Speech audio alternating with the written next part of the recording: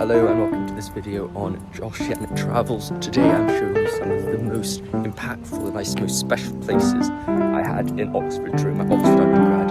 Mornings normally start off with going to Buzz Gym. The great still get to do some exercise, good for the mind and good for the body. Second place on the list is indeed the Oxford Oratory, perhaps my favourite church in Oxford. I mean, it has good confessions before every mass, which is wonderful. Brilliantly well done liturgies, so it is really one of my favourite places. Before we get to Oratory, however, we need to give a huge shout out to the Follies, my favourite mode of transportation in Oxford. Having just finished mass at the Oratory, I thought it would be nice to bring you to some of my favourite libraries around Oxford.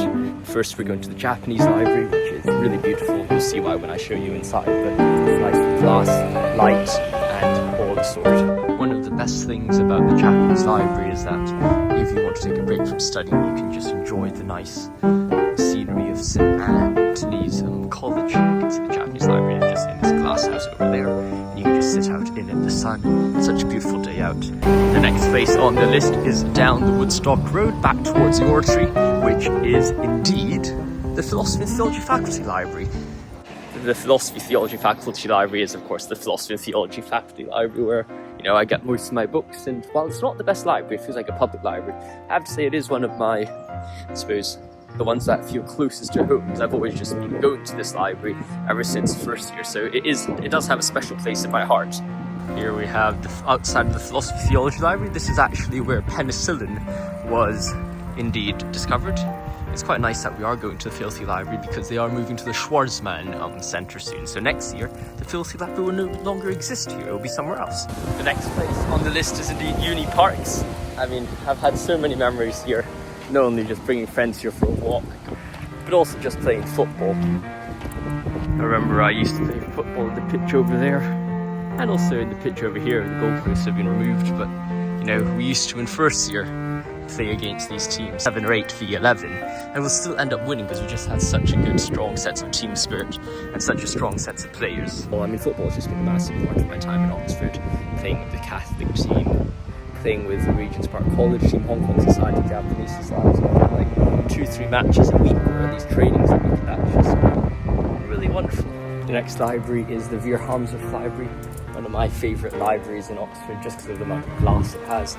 Really sunny when you walk there to be sunshine and rainbows, especially in the winter when it's always so cold.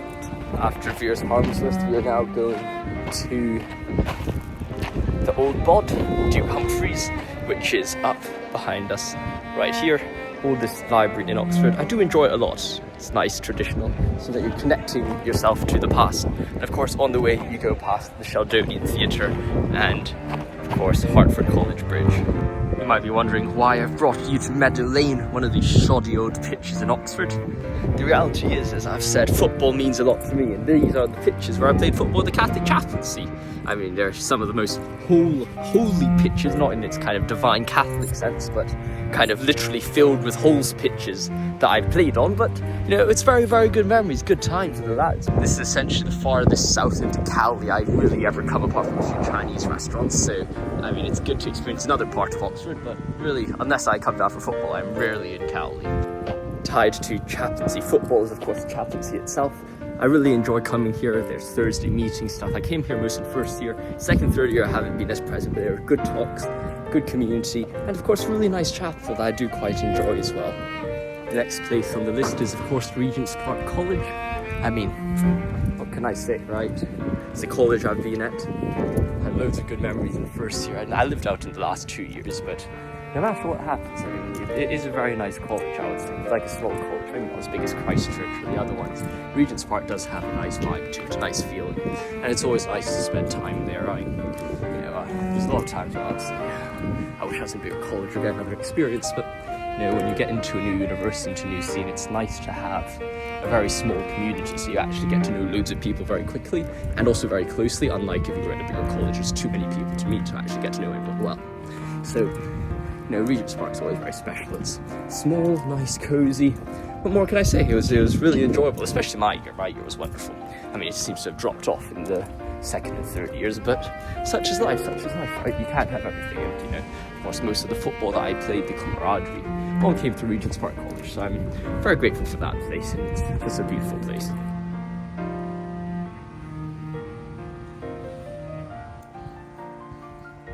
My first room was up there.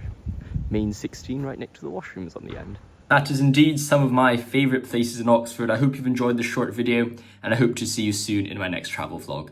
And hopefully we do indeed stay in Oxford for a master's. Then at the end of that master's degree, let's see whether those places have indeed changed. Or maybe they'll still stay the same, who knows?